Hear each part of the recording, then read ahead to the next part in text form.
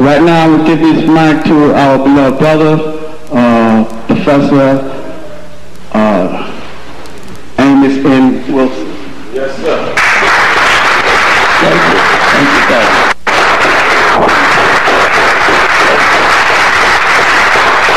Thank you very much.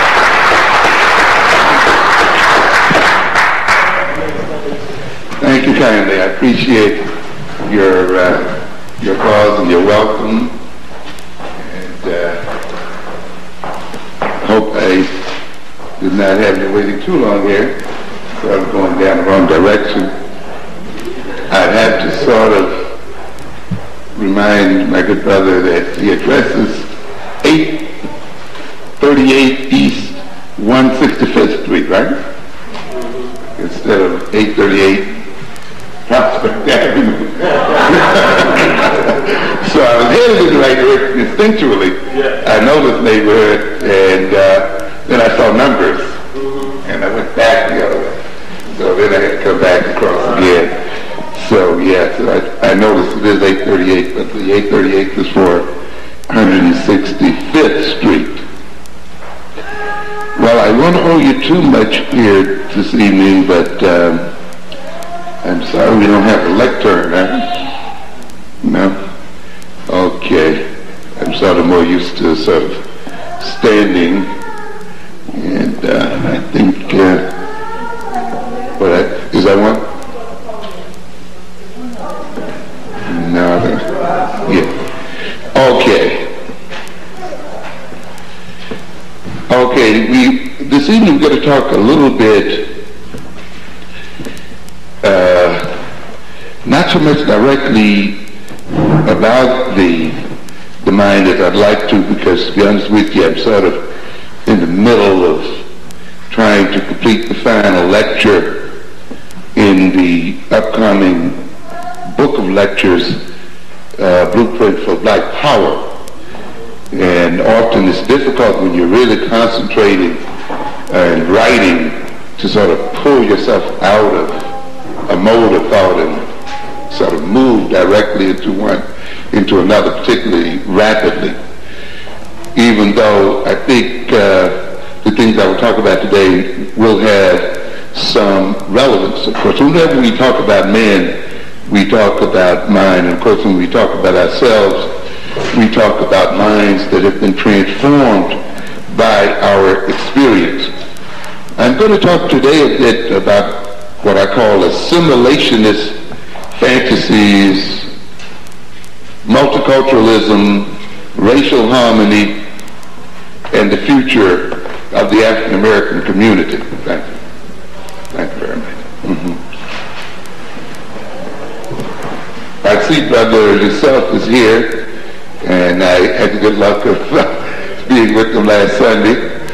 He'll hear a little bit of what he heard last Sunday out at the African Portrait Theater, when we talked a good deal about awakening the natural genius of black children, and where we talked a bit about fantasies. I'm going to continue to talk a little bit about that today. I tried to demonstrate in last week's lecture at the African Portrait Theater that to a good extent we are subject to several types of fantasies that have prevented us from seeing reality and from dealing with reality.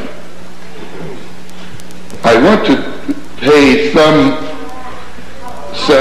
obeisance to the day of Dr. King's assassination, sort of beginning this a little bit, and just to mention his legacy in the sense that I admired his struggle for what I might call human dignity. While there are those of us who may certainly not be in line with some of his ideological stances, I don't think we would disagree over the fact that he struggled mightily for the dignity of African people and for African American people in this country today.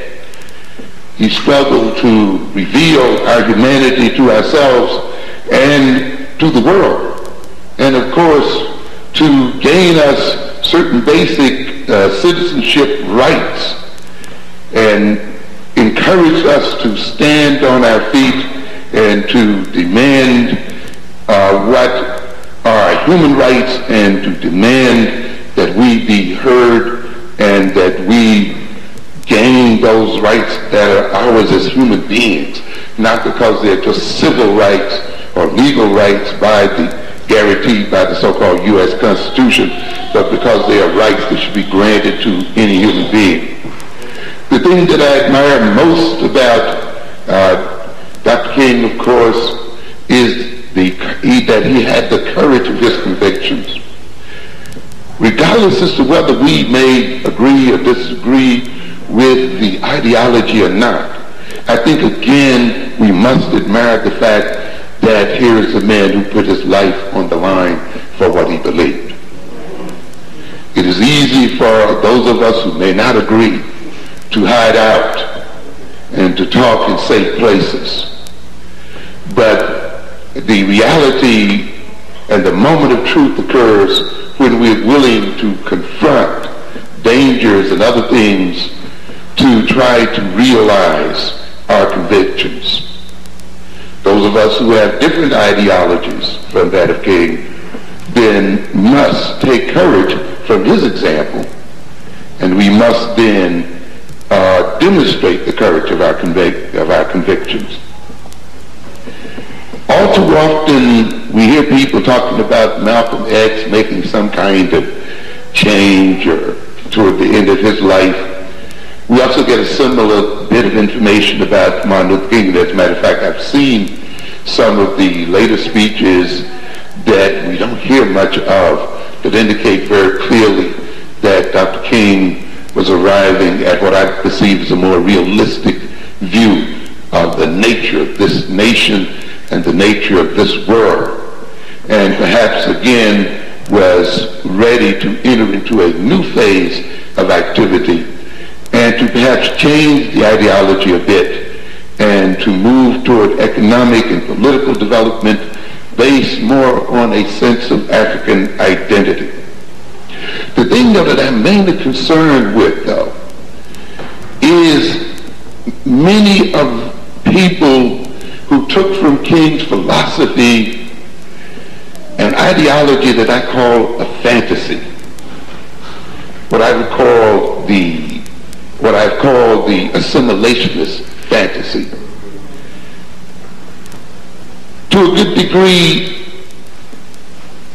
you can see the response to Dr. King's speech in Washington as indicative of the fact that he spoke to a collective fantasy, a set of dreams by our people at that time. One of the measures of fantasies is when you find a leader who is charismatic not only because he may speak well or she may speak well or has an oratorical style, but because they articulate something in the hearts and minds of the masses of the people. And the response of African Americans to King's famous speech would indicate that he articulated a fantasy that was shared by a large percentage of our population. This fantasy I refer to as a compensatory fantasy, a fantasy that seeks to compensate for the injuries done to our collective egos as African people. We tend to think of children as being involved a great deal in fantasy, but we must recognize that fantasies are things that are with us throughout our lives, and that we, even as adults, are guided by very powerful fantasies. As I indicated before, although there are a number of types of fantasies and a number of ways fantasies serve us both positively and negatively, we're primarily concerned with what I call the compensatory fantasies, because I believe that these types of fantasies retard our growth and destroy our genius as African people. I've indicated that fantasies are perceived as what we call ego defense mechanisms in psychology. That is the means by which we try to defend ourselves against disappointment, against failure, against threat, against stress, anxiety, and fear. These emotions are highly upsetting and unpleasant, and certainly we try to bring them to an end as soon as we possibly can. We have mental means by which we try to reduce their intensity or to eliminate them, period. Some of the methods we use are methods that rely on the distortion of reality, of the denial of reality, of deceiving ourselves, or lying to ourselves, or backing back or retreating into our imagination and into dreamland, imagining the world to be what it is not, living under the influence of wishful thinking and hope, which will not see reality. This is what we mean when we talk about defense mechanisms. Defense mechanisms are designed to massage our egos and to reduce the pain of our egos, but not to solve the problems which cause the pain to our egos and ourselves as people. Which means then, while we may feel no pain, the disease that is destroying us will continue to eat us alive. And ultimately we may suffer death and damnation, even though we might feel good to ourselves. Many of the remedies that we see in the drugstores and other areas are what we call pain relievers or symptomatic pain relievers. They relieve the symptoms of disease without curing the disease itself.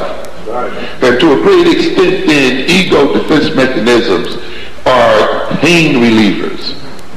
They soothe us, but the disease and the problems that are the cause of our pain continues and ultimately may destroy us. Fantasies then are one of the major means by which we soothe our egos and the means by which we relieve our pain. We readily use ego mechanisms such as fantasies because they conveniently and often effectively soften our failures and reduce conflicting thoughts and feelings and emotions and so forth. They alleviate anxiety and they help us to maintain our feelings of competence and worth. But as I've indicated earlier, reality continues to be what it is. I argued then in our last lecture at the After Portrait Theater that to a great extent I believe many of our people responded to the articulations of Dr. King, particularly the ones where he talked about our assimilation with white folk. When he talked about little white boys and black boys holding hands and those other fantasies, I think he spoke then to our own collective fantasies, where we assumed that we could get over our pain as a people by merging with our enemies. We, like abused children, while being abused, were made to think that our abuse was the result and is the result of our color. It is the result of who we are as people, and not the result of the insane person who is doing the abuse. When we are being abused, often those people who abuse us seek to convince us that our pain is the result of our being different from them. And that if we were like them, if we talk like them, we look like them, dress like them, then then we would not suffer. And therefore we have some people who tell themselves when they suffer from the pains of the madness and neurosis of Europeans and the sickness that Europeans represent in the world today, we hear our people saying, they did it to me because I was black. This means that we leave then those who persecute us and exploit us and hurt us in all kinds of ways to appear to be normal, innocent. It is only our skin color, our differentness, that's the cause of the problem, not their madness and not their psychopathology and their illness. And we can only think this, ladies and gentlemen. And we can recognize this when we tell ourselves we want to be just like the people who destroy us. We want our children to go to school with the people who discriminate against us, who have enslaved us, who lynch us, and do all of the other things. And then we want to say, well, I want my child to be just like them. This speaks then to the depth of our own distorted minds and our own distorted fantasies. But it is understandable in terms of what I've said earlier to a degree.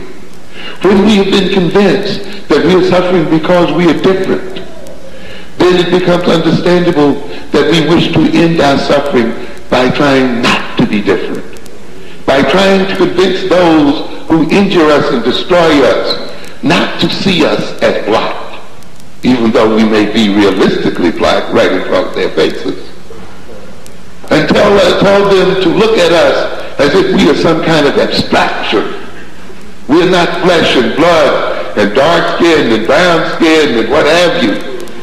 We are not flesh and blood with our lips and our hair and so forth. We are just a man, just a person, just an American, an abstraction.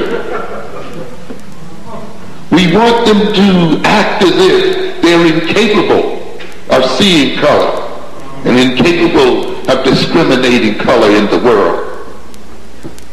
Ultimately, on a deeper psychological level, some of us then would hope to even merge into them and to become one with them, to no longer exist as a black people, to no longer be perceived in any distinctive way from other folk, and particularly from whites.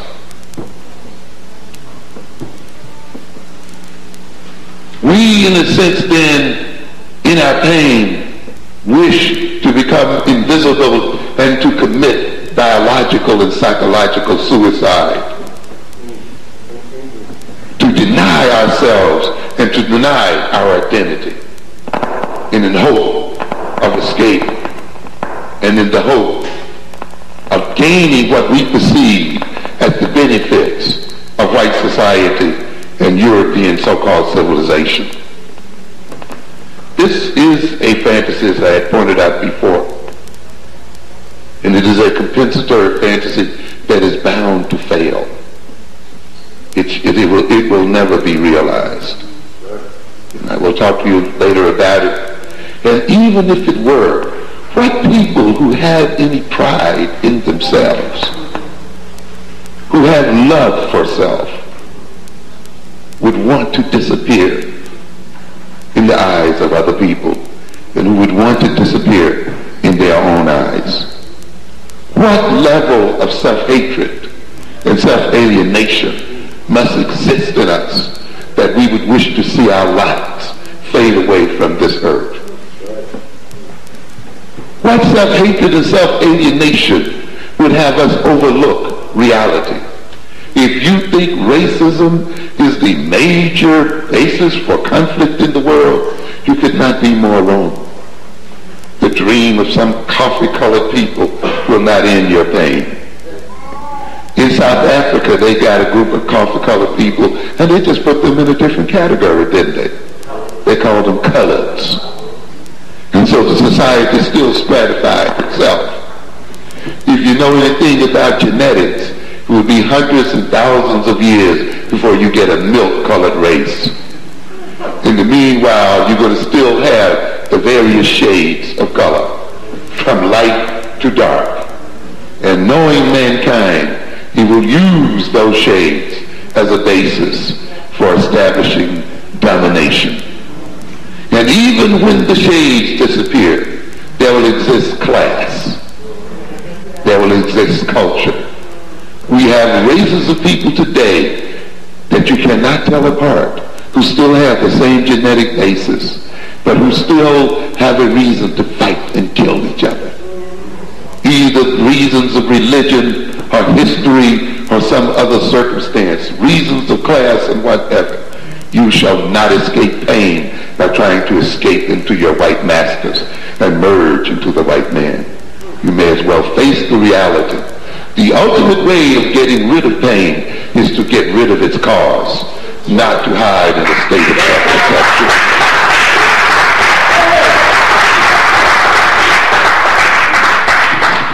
Fantasy is present when the individual group responds emotionally to ideas, values, and ideologies in ways which endanger his or its well-being and future survival. I'm trying to kind of give you a few measures of when you can tell when a person is caught up in a psychopathological fantasy. You see, when the individual responds emotionally and vigorously to ideas and to concepts and values and ideologies, which, if pursued, places the individual in danger, places their very survival in question, then you know that you're dealing with an individual who has been taken over and possessed by a fantasy.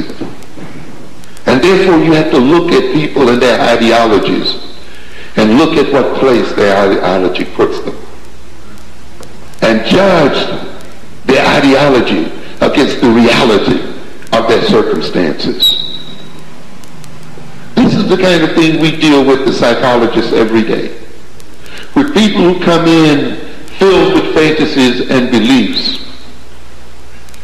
attached tenaciously to ideologies and hopes. And yet, those fantasies, beliefs, ideologies, and hopes are depressing them, destroying their families, making it impossible for them to love, making it impossible for them to realize themselves and to achieve what their potentialities would allow them to achieve, were they not caught up in curious games, caught up in ideologies and fantasies that ultimately lead many to engage in self-destructive behavior, in various types of addictions, leads them to engage in behaviors that hurt and destroy other people as well as hurt and destroy themselves.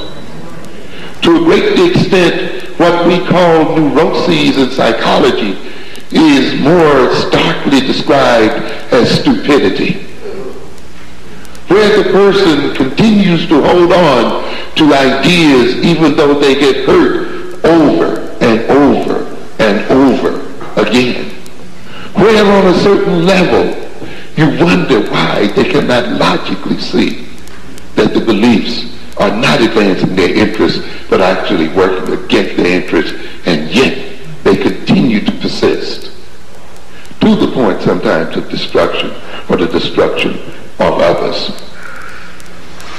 So we not only recognize then that individuals can have these kind of fantasies that send them to psychiatrists and psychologists and ministers and other people, but people also can be in the throes of collective fantasies that place themselves as a people in danger and places their very life as a people in question.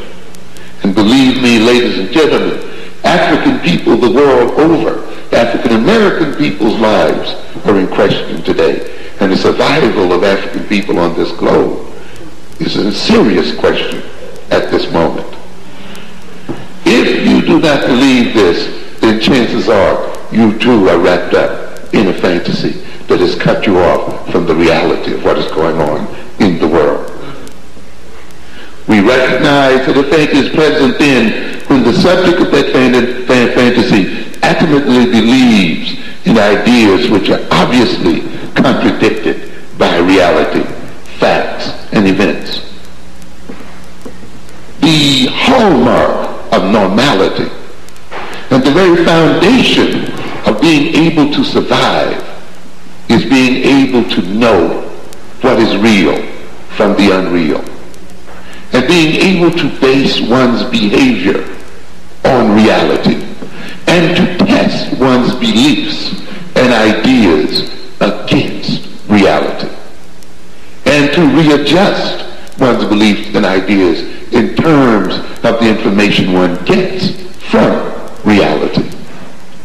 I am not arguing against the holding on to ideals and the striving for ideals, but the striving for ideals should be clearly demarcated from what is real.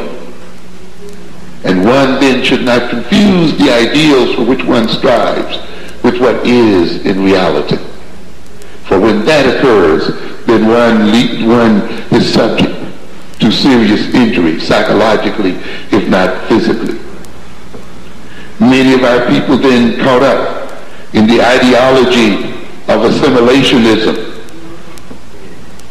have misread reality and projected a type of stupidity that is appalling, that will ultimately place us in jeopardy of our lives as people.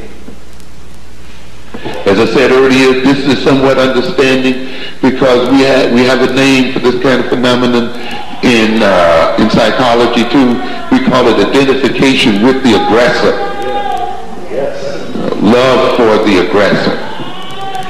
Isn't it intriguing to ask why, after these centuries of enslavement, these centuries of Jim Crowism, racial discrimination, lynching, these centuries of unrelenting violence against our people physically and psychologically, these centuries of injustice and every other thing you can talk about, why is it that black folk want to be just like white folk? Why we see our ultimate goal as that of living with these people who cause us so much pain, of sending our children to school with them, of seeing their love as the final verification of our manhood and womanhood and personhood as a people. Isn't it amazing that after all of this suffering, we do not see ourselves as concretely existing and as being real and whole human beings until we are perceived and recognized by white folk? Love for the aggressor. An interesting phenomenon in psychology. We see it, and we saw it in the Jewish concentration camps, whereas many Jews and certain Jews walked around in the concentration camps with Nazi armbands on, talked to their people and treated their people as if they themselves were Nazis, and became allies with their Nazi captors against the interests of their fellow prisoners. Again, of course, we are seeing people who are seeking to escape their pain and guilt and shame by trying to become one with their persecutors, who think then that if they can become one, they will escape from their persecution. This is when we're dealing with fantasies. And yet, those people under that camp did not get rescued from their pain. They were still in prison. They still helped to maintain their people in prison and work against the interests of their own people and ultimately against their own interests. We have a bunch of people here today in this country who are in a similar position. They're sitting with Clinton today. We have one that even leads the U.S. Army. And yet when we look at the reality of this gentleman, we see that his major acts have been to lead the U.S. armies against black nations. We see him writing out great plans which provide the military and other means by which the white North, the European North, shall continue to dominate the black South. A man who I dare say has not sent one military weapon to South Africa, will not provide one bit of military training for the liberation of our people anywhere in the world. A man who may be ignorant and possibly not, but I assume he is, of the fact that because you rise to head an army, a national army does not mean that you are a part of the power system. If he'd read back into African history and into history in general, he will recognize that he is not the first slave general of an army. Many armies have been led by slaves and even armed by slaves.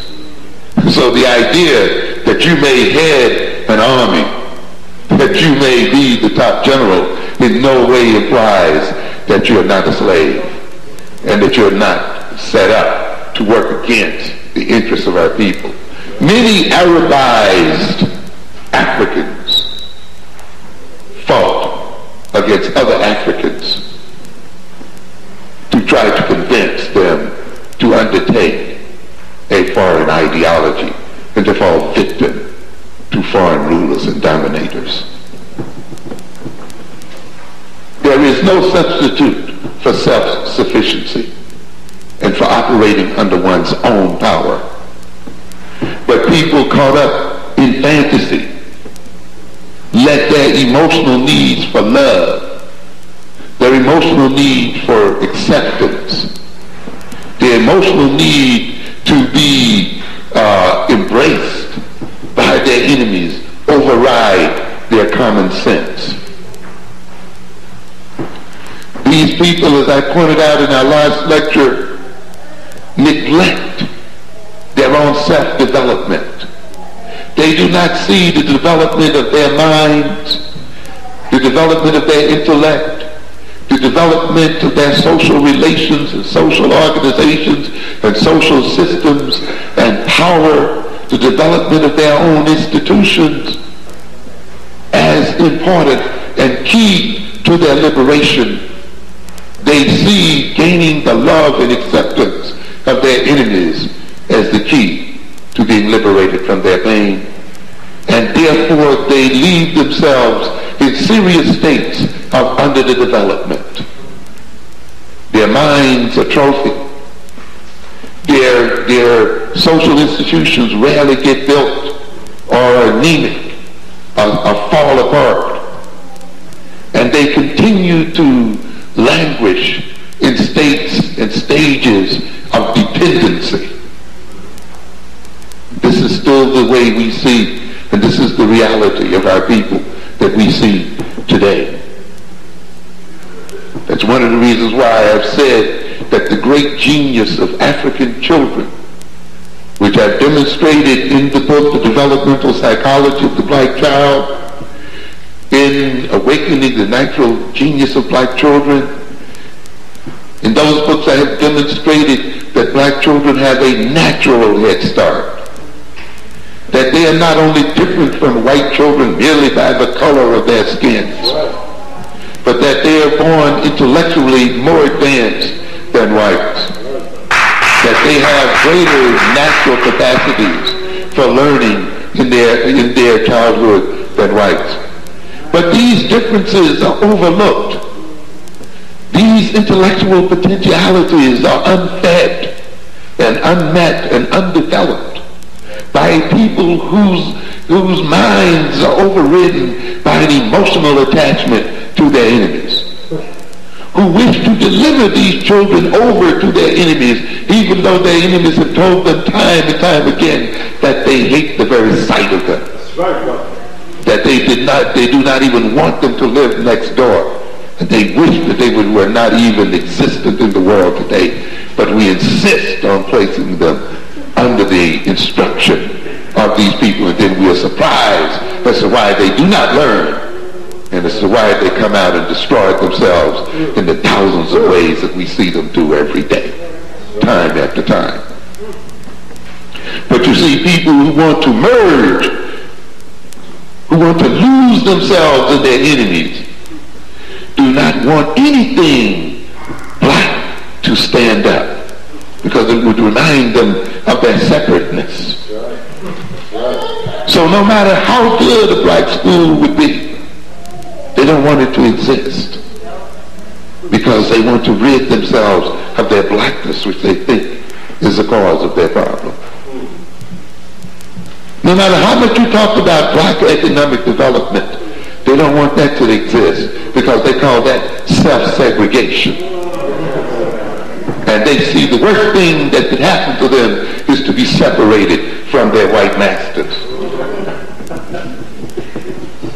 And we see the people then constantly engaged in self-denial. But reality begins to creep in. Let's look at this generation after the assimilationist fantasies possessed our minds. Not that it does not still continue to possess many of our minds today. And what have we recognized as a people who try to turn fantasy into reality, who permitted our fantasies to blind us to reality? What have we arrived at today as a people? Have we achieved merger with our enemies? Do they not any longer see us as black people, as various types of stereotypes? Are we yet not now more segregated in the inner cities than we were before? Are we not now more segregated in our schools than we were before? Are we not now more unemployed than we were before? Are we not now populating the prisons of America much more than we were before? Are we not now much more addicted to drugs and various other injurious habits than we were before? Are we now not more subject to racial strife than we were before? Is not criminality rampant in our neighborhoods? Are not our children not learning as much as they did before? What did that fantasy gain us? What did this striving for merger with our enemies gain us? Some of us then have started to come a bit to reality.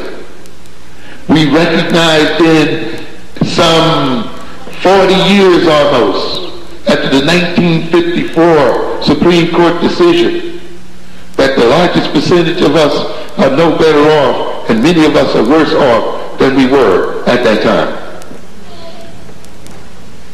After a generation of assimilationist fantasies, we find ourselves as a people without an educational agenda, still stumbling around trying to find out the best methods for educating our children, still struggling with concepts of African-centered education, multicultural education, integrated education, Head Start, and all the other nefarious and multitudes of programs and projects and titles and entitlements that have only left us confused and basically ignorant and left our problems unresolved. After a generation of assimilationist fantasies, we find ourselves without a cultural agenda, Who are we? Where are we? Where are we going? Where did we come from? After a generation of assimilationist fantasies, we find ourselves without an economic agenda, suffering economically. And I'm going to come back to this in a minute, because the economic situation of African people in the world today is alarming and will soon get worse. Oh yeah, there's some of you out there can point to a few Negroes who've made it up. You know, a part of fantasy is to believe in fairy tales. And one of the standard endings of fairy tales is, and they live happily ever after. So that was this great fantasy, a part of the assimilationist fantasy that said, you know, once we integrate with white folk, and once we go to school with them, and once we break down the barriers to employment and all this other kind of stuff, we will live happily ever after. And yet, you know, history did not justify this belief at all. As I've said on many occasions, people progress in history, but they also what? Regress. All of this happens in history. People may integrate in history, but they also do what? Disintegrate in history as well. Black Americans believe in the American idea of progress, that things must necessarily get better than they were before. Who told you that lie? There is no law in the universe that promises any individual or any people that things necessarily get better than they were before. We've seen nations and peoples and civilizations do what? Rise, mature, and what? Fall. We've seen literally races and ethnic groups disappear from the face of this earth.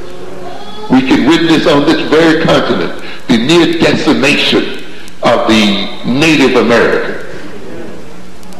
We can look at our own history, the history of the Reconstruction era, the history of the 1870s and 1880s, when blacks could vote, when blacks were elected to Senate, when blacks were elected to Congress, when blacks were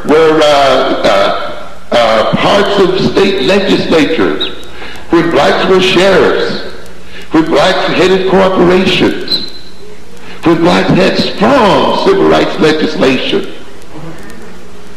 And yet, all of this was taken from us. And it took literally 100 years for black people to get the same thing back. If the law says that progress is the only thing that happened in the world, then we should not have been struggling for voting rights in the 1960s, because we had them in the 1870s. You see? We should not have been struggling for civil rights and the other things in the 1960s and 70s. We had them in the late 1860s and 70s. So our own history refutes the idea then that people live happily ever after, and that once they achieve a particular status and position in society, they are destined to maintain that position and only to go higher. We failed to learn a lesson then, as we are failing to learn the lesson now. We failed to learn the fact that laws do not protect anyone. That laws are not sacred.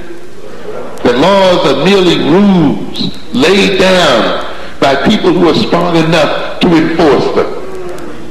And they're laid down to maintain their interests as a people against other people. And that they will make and unmake laws when it suits their interests to do so. And yet we have a bunch of black people who sit around here thinking that because they have civil rights laws on the books, because the Supreme Court ruled in their favor at one point, because they have some other kinds of human rights organizations, that they now are protected. The law is no stronger than its enforcement. And when the enforcement of the law is left in the hands of other people, then those people, when they choose not to enforce the law, can jeopardize us as a people. Or when they choose, can reverse the law. Look at this, what is happening today with the New York Post. At one point, Murdoch is told that he has to sell the New York Post because it is against the law for a person to own two major communications media in the same market. He could not own Channel 5 and be a major person in the Fox network and own the New York Post simultaneously. He had to let one go, so he let the Post go. And now what do we hear? The very governor himself and other people who even made the law now saying that they will do what? Sweep the law aside. Why? Because it is in their interest to do so. Because they need that scandal sheet and that rag to continue to degrade African American people. They need it during the next election campaign because it does the dirty work of the New York media as a whole. So while the New York Times can pretend that it is above the fray and that it is objective, and while the Daily News can dance around, they will let the Post say all the dirty things that they dare not say. But they're all in cahoots against the empowerment of African people. And we have not learned the lesson yet that the only thing that ultimately protects the people and protects the interests of the people is that they have the power to protect themselves and to defend themselves against the incursions of their enemies. They cannot protect themselves by depending upon the laws made by their enemies and laws enforced by their enemies. We did not learn that lesson during the 1860s, 70s, and 80s. And it appears that we have not learned that lesson during the 1960s, 70s, and 80s. And therefore we are vulnerable to suffer the same setbacks. And as a matter of fact, we may suffer even worse setbacks in the future. We must be aware then of what our reality is and look upon our history as a check against our fantasies. The placing of blacks in these high positions will no more provide for the advancement of African people. It's a major situation, by the way, and very typical of bourgeois rule. To get the average person and to get the masses to believe that their own individual advancement represents an advancement for the race. Yeah. So their promotion to particular positions means, ain't we moved forward in the world? And yet I ask people basic questions. How many nickels have the advancement of many of our bourgeois people put in your pocket? How much has the average black man and woman and the quality of life for the masses of African people been improved by the movement of one black person or 10 black persons from one good job to another? We are supposed somehow to live through these people vicariously while we starve on these streets and we go unsalaried and unemployed. And we are to believe then that the advancement of some few of us represents the advancement of the rest of us. But let's check this fantasy against reality. And we can almost see a direct relationship between the number of black elected officials and the suffering of African people.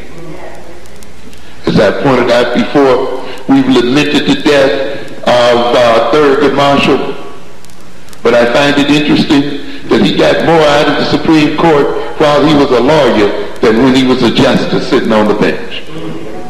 In fact, it is sort of interesting that he sat on the bench only to watch many of his achievements rolled back by by that court before which he practiced. We got a black man who was the Secretary of Health, only to see the black community be devastated by drugs and tuberculosis and AIDS and other kinds of diseases. We got a black man who became the Secretary of Housing, and at the very point he sat in the seat, homelessness plagued and devastated the black community. We see men and women sitting on our courts around the world, and we see men and women who are district attorneys in our county courthouses, and at the point where we see an increase in the district attorneys, black district attorneys in our courthouses, we see more black men doing what? Going to jail. And as we sit more judges on the benches in various courts, we see the prisons being overrun with black men. Where is this promise then that sitting our black bourgeoisie on the courts of these cities and counties, that putting our black bourgeoisie on the seats of the U.S. Supreme Court would somehow reduce the nature of crime in our communities? We must wake up to reality. Some of us are beginning to wake up. Some evidence that some new, more healthy fantasy may be taking place is, of course, the movement of many toward the memory of Malcolm X. But I'm not all too sure. But it does indicate that some people looking at the reality of our situation and looking for perhaps a different model, a different ideology, a different way of dealing with that reality.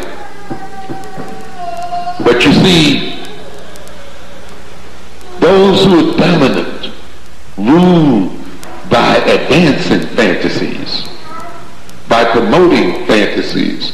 The fantasies laid on African people by the NAACP, by the Urban League, and by other assimilationist organizations were funded to a great extent by whites and Europeans. And while one major group would not support our economic development and political development in the deepest sense, they themselves advanced their own political interests. And while they would not support nation building in the African community, they plunked the nation down right in the midst of the so-called Middle East.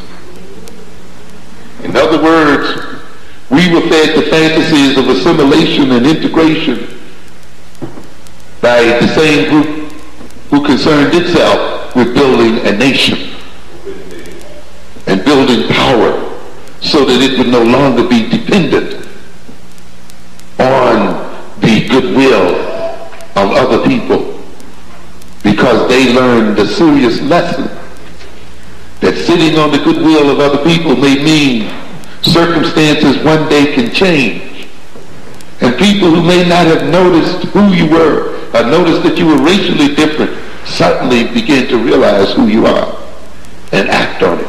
It becomes very instructive to recognize that at the time that the German Jews were persecuted and started to be and were being gathered up for the gas chambers, they had achieved the highest levels of integration in German society. Many of them thought that they were truly German. They had identified with German culture and German ideology, German literature, and contributed to it, contributed to its art, to its sciences, philosophy, and so forth. And yet, the convergence of various circumstances singled them out again, and they were persecuted. So the idea here, ladies and gentlemen, that we can throw up before this community all the things we've contributed to America, which is what I call, historical contributionism.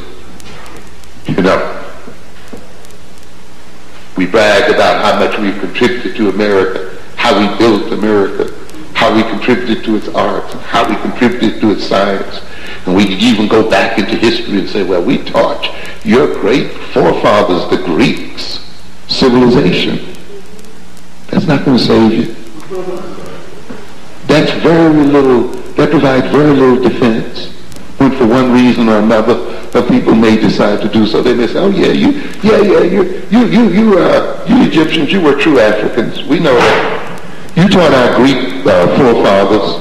Yes, we're aware of that. And you made great contributions on into the chamber. We'll remember you.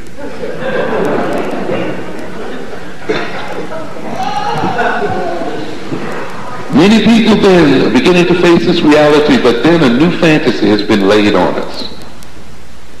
What I call the New Age fantasy. The New Age fantasy of multiculturalism.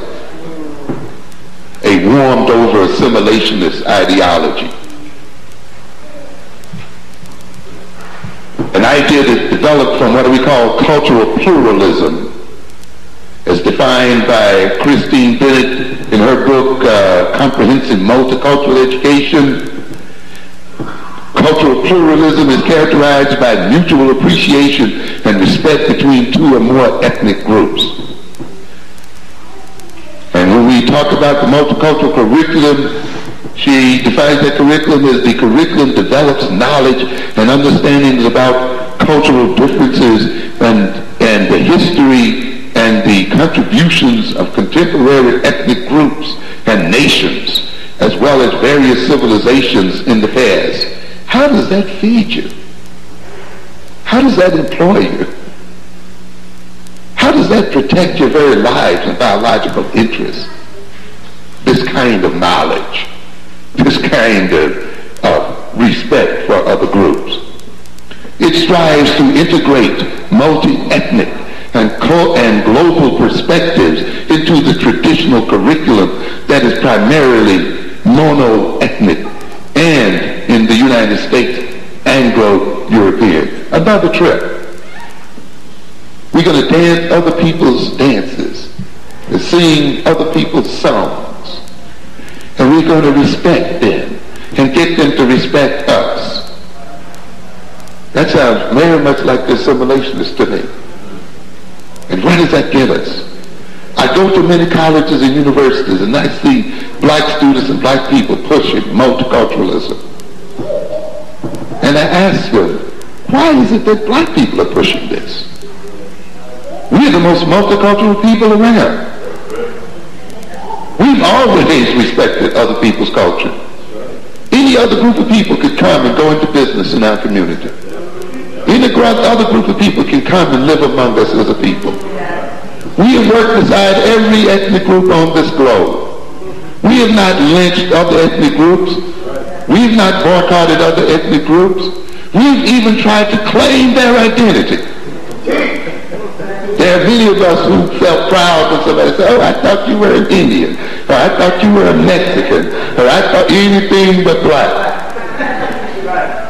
Black people have not rejected other people's culture. They have not made other people suffer. We eat every kind of cultural food there is on this earth. We wear every kind of cultural dress on this earth. We support every kind of cultural group on this earth. The only cultural group African people have rejected is African culture itself.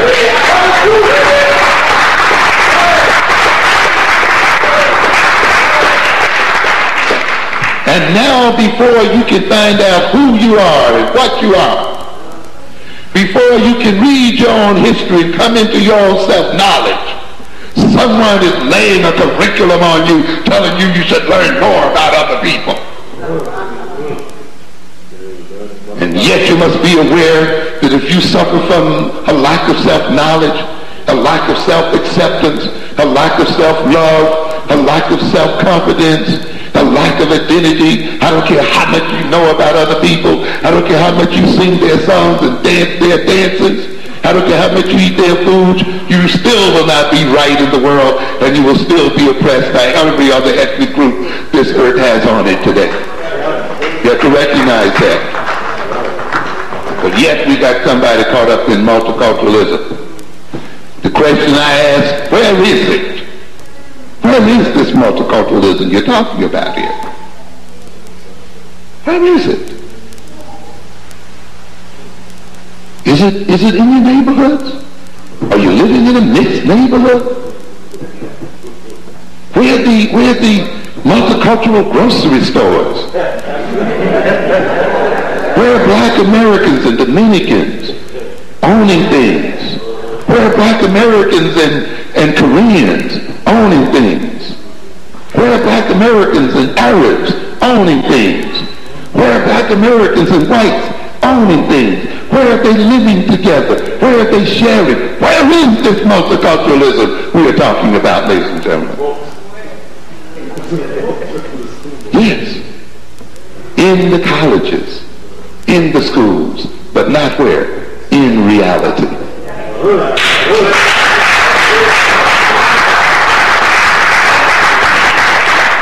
And we are being taken on a trip. And if you take a little time and check a bit of reality, you will come to recognize that at the very point multiculturalism is reaching its zenith in popularity, is at the very point where the world is literally breaking apart through what? Ethnic conflict. Every evening it serves and croaks and this one and that one. Where is this racial harmony that we're talking about? Huh? Or is it another game to be run on black folks' minds? Is it another fantasy that we'll trip on for the next 30 years while people exploit us and use us?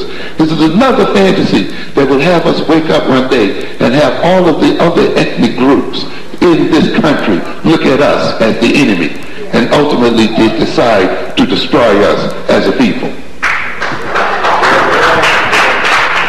While we were caught up in our assimilationist fantasies, we've seen every other ethnic group come now to achieve the identity as a minority in America. And those programs that we struggled so hard for and fought so hard for to advance our interests as a people, now we got to share with every other group that decides to give itself a name. All of a sudden, white women became minorities. You see? All of a sudden, immigrants became minorities. Yes, I'm going to say it. Some of you don't want to deal with it, but you got to deal with it. It's real. It's real. And I'll tell you up front, African Americans should be the first in line to get from America.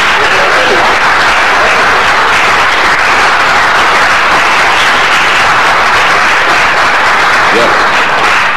And why do I say so? Because I'm immoral? No, because we paid the price.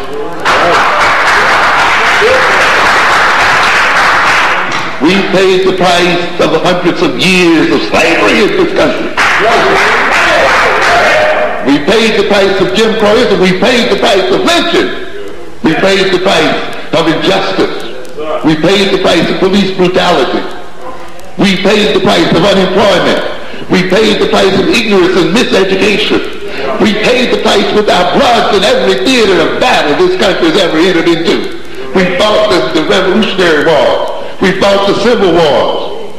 We fought the Spanish-American Wars. We fought the Indian Wars. We fought in Europe. We fought in Japan. We fought all over this earth. And consequently, it is a bill come due that we get paid in America. And it is a shame then that there are those in America who expect, after all of these sacrifices, that African Americans act as if they just got off the bus yesterday. I like you act like the other immigrants. We are not the other immigrants.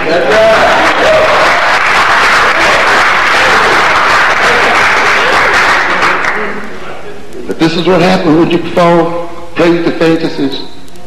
You become afraid to speak up for yourself because you want to be loved too much.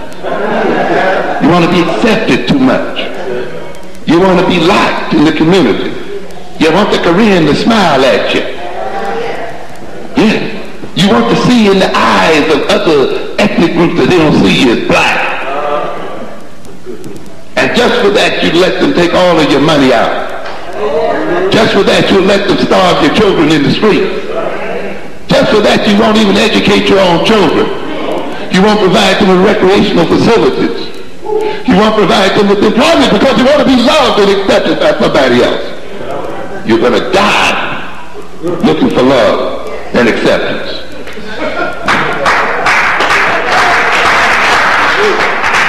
Because the reality of the world, ladies and gentlemen, is that it is made of ethnic groups, that it is made of races. And if you believe so, it was made by God, there must be some damn purpose for it. How is it that you're made as an ethnic group and a race, and then you're made to believe that it's a blasphemy not to speak up for who and what you are as a person? And then you're made to think it is holy to deny the skin that God gave you. But you got to face up with the reality and see what is going on in this world today. And the reality is, as stated by Kopkine in his book called Tribes, born amidst optimism for the triumph of a rational and universal world order, the 20th century is ending with an increased interest in the power of race, ethnicity, and religion, rather than the long predicted universal age of the end of history. Your own Senator Moynihan now has a new book out called The Permanence of Ethnicity. Yes. Brzezinski, under the Carter administration, talks about the pandemonium, ethnicity. You got to face the reality. Race ain't going away in your lifetime, nor in your children's lifetime, nor in their other children's lifetime. This is the reality that you have to accept and deal with. It's not going anywhere. Beyond such visions, he goes on to say, lies the emergence of another kind of tribalism, one forged by globally dispersed ethnic groups. And he talks about these various tribes and how they advance economically. Let's look at some things that are going on while we are caught up in multiculturalism and racial harmony, another joke.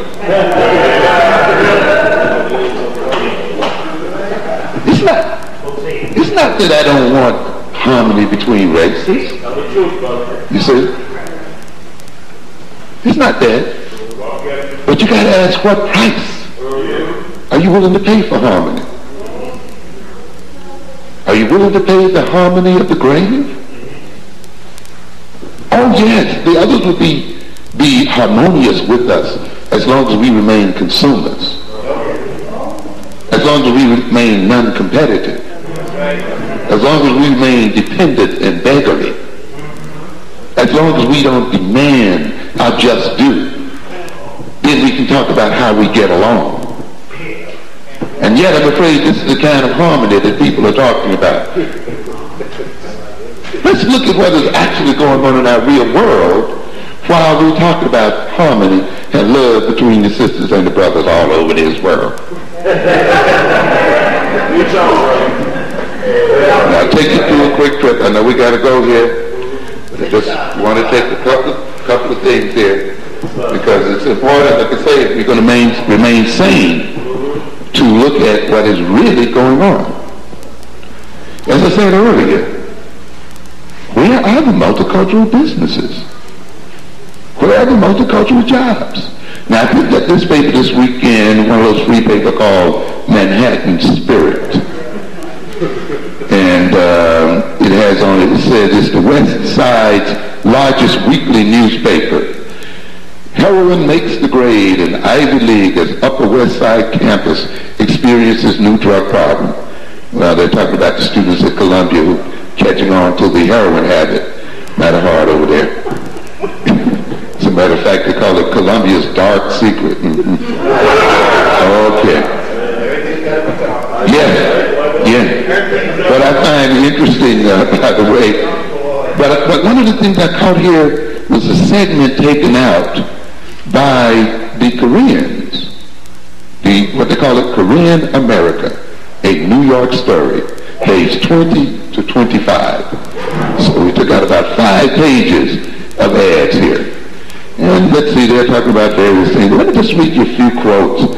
Here they talk about a new publication targets Asian American youth. Multicultural youth, did they say? Asian American youth.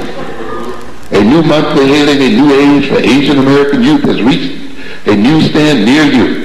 The new second generation, that's the name of it, which made its debut last November, has created a forum of communication for young Asian Americans aimed at giving a voice to a sector of our society whose numbers are rapidly increasing, but whose needs and interests are chronically underrepresented. Where is the multiculturalism here?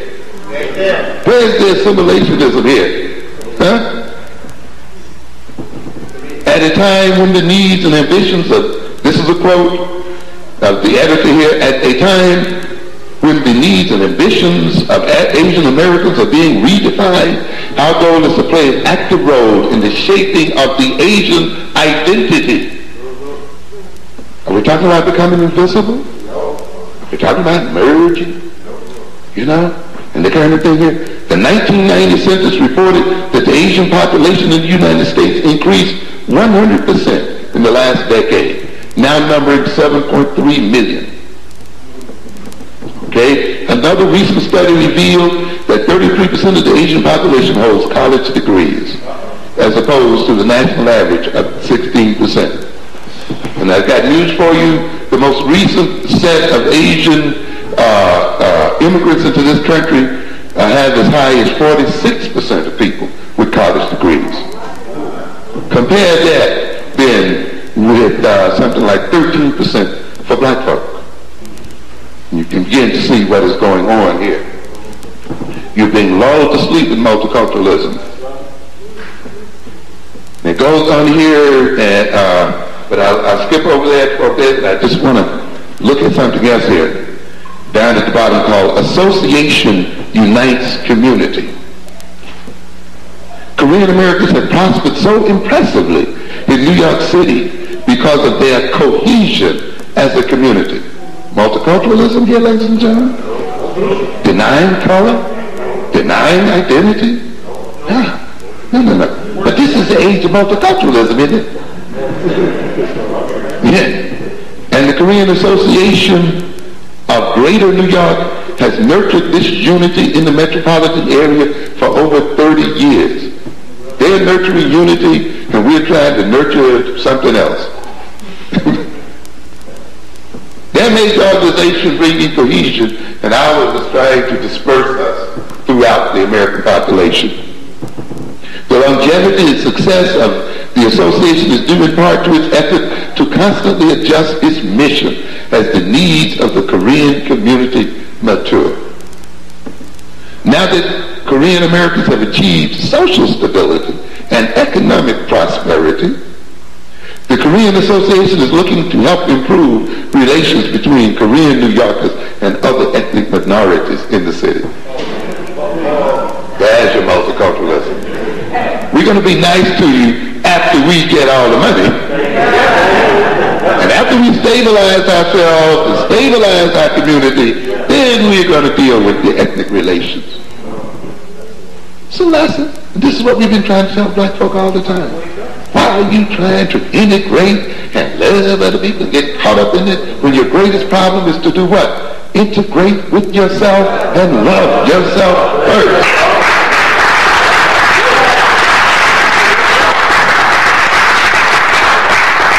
And the greatest bit of multiculturalism will come from the fact that once you become a cohesive, integrated ethnic group, you can deal with other ethnic groups from a position of what? Power. Yes, strength. You have something to trade. You have something to sell. You have something to buy. You have something then that demands their respect without you having to march and do all of the kinds of things that we see ourselves doing today. And every other group knows this is the way you do it.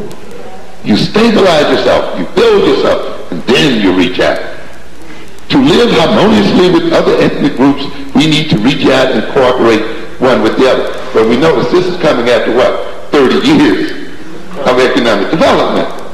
But a good deal of what we call multiculturalism is merely a new face put on advertising.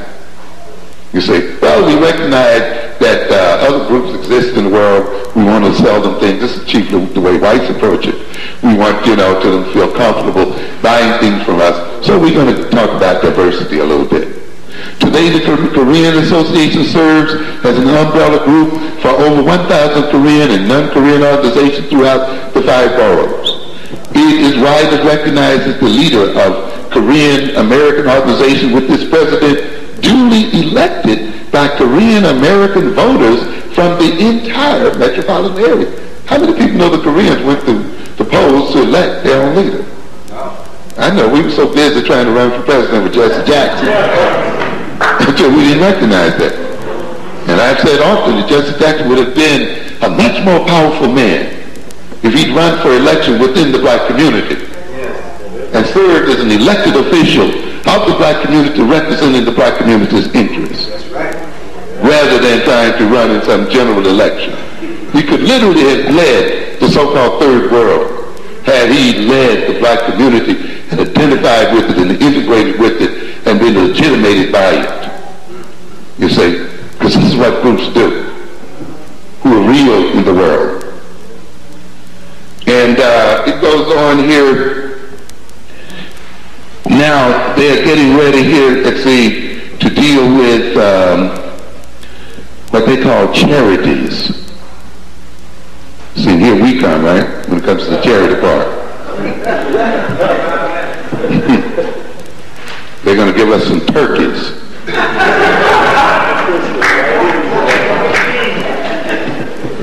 And it starts with green grocers produce results. Over the past 20 years, there has been a highly visible metamorphosis in New York's produce industry. Who don't have to know that, do? During that period, as any New Yorker could tell you, Korean Americans have come to dominate the retail end of the business. And I'm just skipping over here. At the center of this revolution is the Korean. Did I say multicultural? Did I say racial harmony? No, I said what? Korean. Ethnic identity. The Korean Produce Association. Did I say the All Races Produce Association? No, it says what? The Korean Produce Association. Oh, but this is the age of racial harmony and multiculturalism, isn't it? Located in the Hunts Point market, which I predict they will take over in the near future. The association was founded 20 years ago to help new merchants with the various problems associated with owning a retail business in New York City. Same kind of thing that I'm trying to get black people to recognize here today. People must be directly instructed about how to do things. Why is it that in tandem with the number of degrees in business administration, black people have fewer businesses to administrate? And the more degrees in business administration, master's degrees, MBAs and so forth, we've gotten, the less we've come to own our communities as a people. It must mean then that those degrees are not designed for African Americans to own their own economic situation or their own communities. Those degrees, like all the other degrees, are designed to make us high-priced servants for our masters, to own nothing and to control nothing. Get them so that we can serve other people in the exploitation of our own people. No amount of going to college and getting a BA in business administration is going to tell you directly how to run a grocery store out here on this street. Because it's not designed that way. The thing that I'm trying to get people to understand here, we need to put out these publications that say directly how to own a grocery store. Yeah. 1, 2, 3. Where is the wholesale market? How do you rent? How do you do such and such a thing? This is the kind of instruction in business we need, not some kind of lollygag theory and a lot of doggone accounting, but direct information about how to do what is real. Not something feeding a bourgeois fantasy, but something that actually feeds the people. And yet this is what other groups do. There are two curricula in this world. There's the formal curriculum in the schools, and there's the curriculum that takes place in the homes and in the businesses and in the streets of an ethnic group. And it's the ones that take place in the streets and in the homes and so forth that's the real one, not the ones in the schools. You see. And when we talk about African-centered education, you see, you can begin to see why African-centered education differs fundamentally from many other forms of education, because it looks at the problems we have to solve. I guess my time is running out here. So I'll wrap it up. But I just want to point out a couple other things here. It was founded 20 years ago to help the new merchants with the various problems associated with owning a retail business in New York City. Starting with only 30 members, the association has expanded to over 1,000. A key element of that strategy has been to share ideas and concepts which led to the revitalization of their industry. Not being educated for whom? Other folk. Not being educated to solve whose problem? Other folks' problem, but whose? Their problem. But the Negro think he is really being educated when he can tell other ethnic groups how to solve their problem, but he can't solve his own. In fact, that's why he goes to school, to solve other people's problems. And he's called brilliant and smart when he can solve other people's problems, but he cannot use his own intelligence to resolve his own community's problems. The association also guides members through the gauntlet of problems they frequently encounter when operating in a foreign business culture. Interesting. I've told black people for years, you must see this business culture and the American business culture as a white culture. Stop talking about standard business practice. These are white folks' business practices. Designed to meet their needs based on their history and their experience. And when you practice them, if you practice their practices, you can only do what? Support them. There's no such thing as a standard business practice. There's no such thing as I've said before, as standard education. You understand? There's an education that meets your needs. There's an education that advances your interests. There's education based on your history, based on your psychology, based on your values, based on your goals, which are not the same as other people's history, psychology, and goals. And therefore, when you get an education that is not fitted to your own realities, it is going to work against you and destroy you. But this kind of lack of knowledge is hidden behind the concept standard education, standard business practices. No such animal. They didn't come to learn standard education, standard business practices. They practiced the kind of business that was relevant to their own reality as a people, relevant to their history and their psychology and their culture and their tradition. And it worked. But those of us pretending to be white, acting like white, have only succeeded in maintaining our separation and degradation as a people. I told people years ago, there's no such thing as a black bank, but you went on over there and you built up Freedom National to get yourself insulted. And every year it sat on that street. For every year it sat on that street, we got additional non-black businesses on it. And yet you were deceived into thinking that that bank sitting on that street would advance black economic interest. It could not. If you look at the reality of the American economic system, if you came to understand the nature of the American banking system, and if you came to understand the nature of our economic situation, you would recognize that a commercial federal bank is the most inappropriate institution for advancing a group's economic interests. You put your monies in there and financed the moving of jobs out of New York City. You put your money in these banks and you finance building of highways and sewers and suburbs and moving jobs and factories into the South or out of the country completely. Let me tell you. Because the bank just doesn't hold your money. It must invest the money. It must lend the money. And what does it do? If there are no businesses in your own community to which a bank can lend money, then it has to invest its funds into someone else's businesses and someone else's assets. Yes, we're bringing it in here. Which means then the African American community, because it misunderstood its own economic reality, supported the reality of other people and led to its downfall. I just want to quote one more thing here so we can begin to get some sense of what we're dealing with, and I'll be through it right after this one. New York Times, March 22nd, 1993. You know, I talk about education.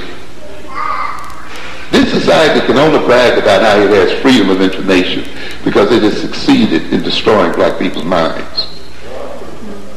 It's a society that does not want to hide what it does to various people, and it doesn't. Every means by which it manipulates and controls and dominates is published right in front of your eyes. That's why our children cannot learn to read and must not learn to read. Because you know, ladies and gentlemen, if black people really learn to read well and acted on the knowledge that's available to us, you would get censorship in America.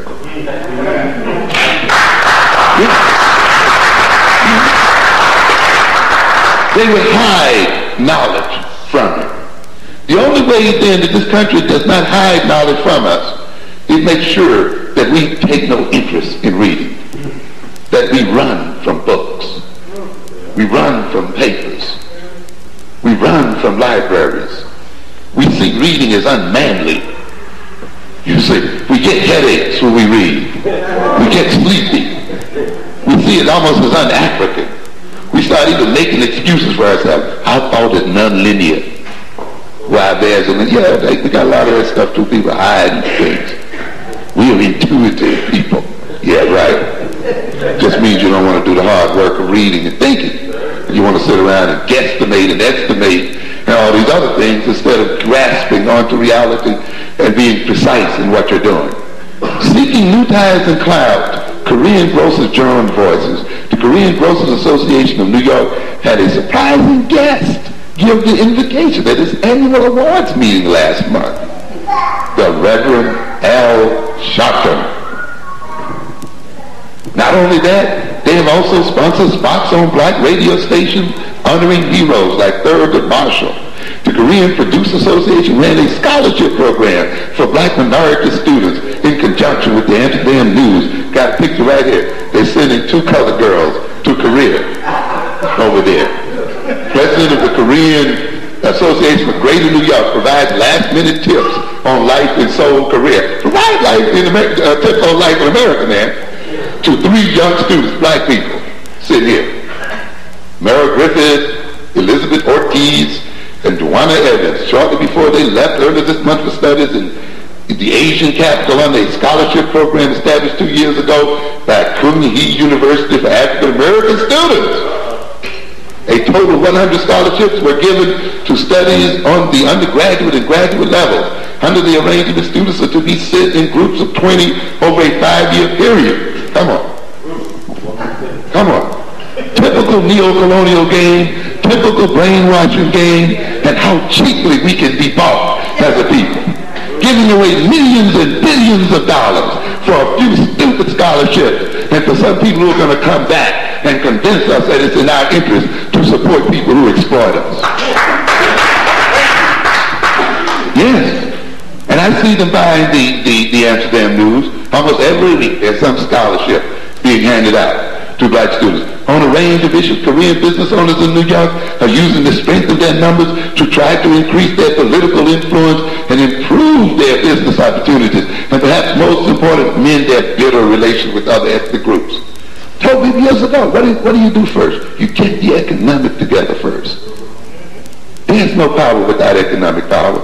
Negroes thought power was in voting. Power is not in voting. Power is in money. Power is having control over major resources. And any ethnic group that's smart gets this first, and then it moves into the political arena, not the other way around. Yes. And the grocers have elicited municipal help to set up a huge new food co-op to cut their costs drastically. Who are they going to sell the food to, huh? Community Community relations initiatives by them and others have included taking black leaders on tours of South Korea and sending black students to study there. And now they're going to push their concern by voting as a bloc in this year's mayoral race. They've made a collective response, and they're going here. The organization is trying now. You were complaining so much that it wasn't that the Koreans were taking livelihood and taking your money out of the community, not living, not sharing, but just coming in today and taking the money out. You know what our complaint was? They don't smile at you when you come in. They look like they're mad. And they learned that all black people need is a smile. They give you every number and nickel in their pocket. They'll rob their own children of a livelihood. They'll starve them. They won't keep their money to educate their children, even though they complain about it. Smile at them. Say hello. And they'll just lay it on you. The organizations now are trying to change the behavior of Korean business people so that they are less likely to spur a negative response. This has been done partly through extensive advertising in New York's 4 daily Korean newspapers and 3 cable television channels. And seminars are being offered to teach Koreans to smile more frequently, something they say is rare in their culture. Boy, what a smile will do for you, huh? Their total sales approach 1.5 billion. It's thus hardly surprising that the giants of the food industry, from Anheuser-Busch to General Mills, streamed to the association's 2nd annual food and trade show. Did they say multicultural show? No, last month. The Grocers Association, they give a little history to Koreans who remain in the food business, and they go on here and they talk about, now what are they getting ready to do? Now they got clout, fighting sidewalk competition. Okay? Yes. These competitors have more than any other issue. It is peddling that is energizing Korean store owners to register and vote. Their goal is to drive the city to crack down on illegal vendors and more tightly regulate legal ones. Black men pushed into the street, kept into the street, and now we get a group of people who rise up on the black man's money, and what thanks do we get? We turn around now and he's going to use his clout to run them off the street. But of course, how can they not consider us fools anyway? People who went and fought in Korea and died in Korea, whose blood was shed in Korea, whose blood will still be shed in Korea tomorrow if the North Koreans decide to attack or the Chinese decide to attack. And while we were dying and fighting for them, they could have come over and enjoyed the privileges that we could not even enjoy at the time.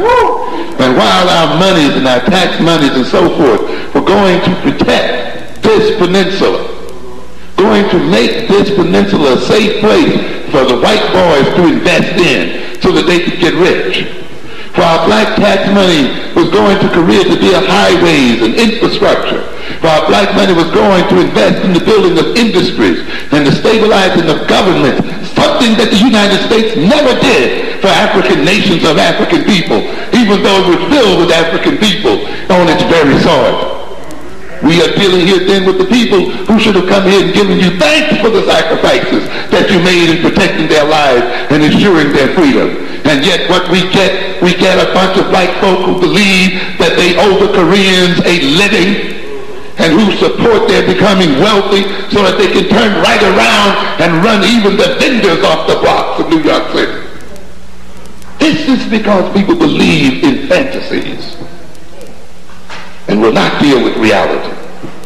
Ladies and gentlemen, racial identity is not a joke. It's not a thing.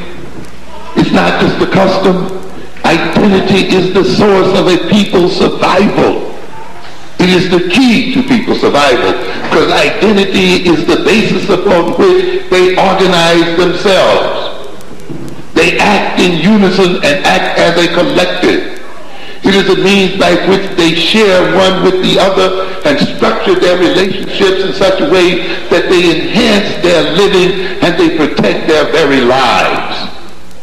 And I'm telling you today, then, ladies and gentlemen, in this age of multiculturalism and racial harmony, that if the black man does not reestablish his identity, and unless the black man reclaims his identity as an African man, an African woman, unless we reclaim African consciousness and identity, our days on this earth are not long. Thank you kindly for your attention.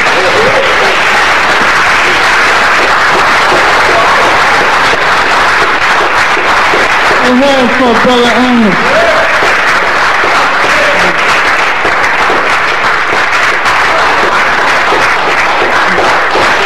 Right now we're going to take a collection for our speaker like we do every week.